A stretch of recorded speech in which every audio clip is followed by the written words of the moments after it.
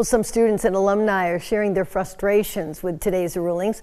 While many expect to change their budget plans, experts weigh in on how the ruling could impact the economy and next year's election. Josh Sanchez has more. Josh, tell us what you're hearing.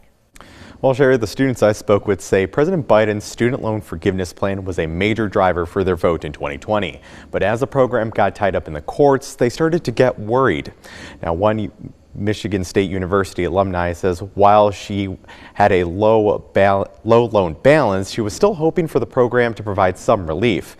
One current student says he expects to rack up nearly $60,000 in loans when he's done with school. He tells me his friends are putting off buying a home because of mounting monthly costs. Another says they are worried about making their payments as their college plans go on and off.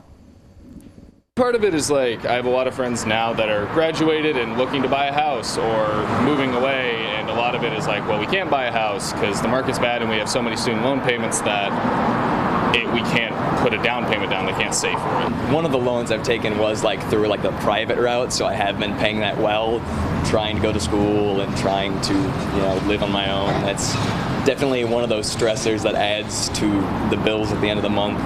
A political expert with the University of Michigan says the court tends to hold its most controversial decisions until right before summer break, which could have given some warning to how the court would have leaned. Aaron Call says since this was part of President Biden's election platform, this could be a double-edged sword in 2024.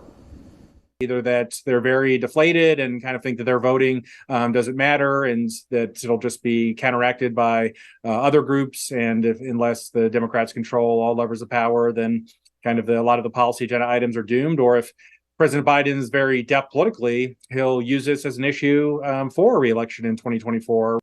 As for what this could mean for the economy, an MSU professor says that depends on how people and the rest of the federal government react to the decision. Mainly, we could see this affect the economy depending if people choose to save for the long term or spend now. Back to you.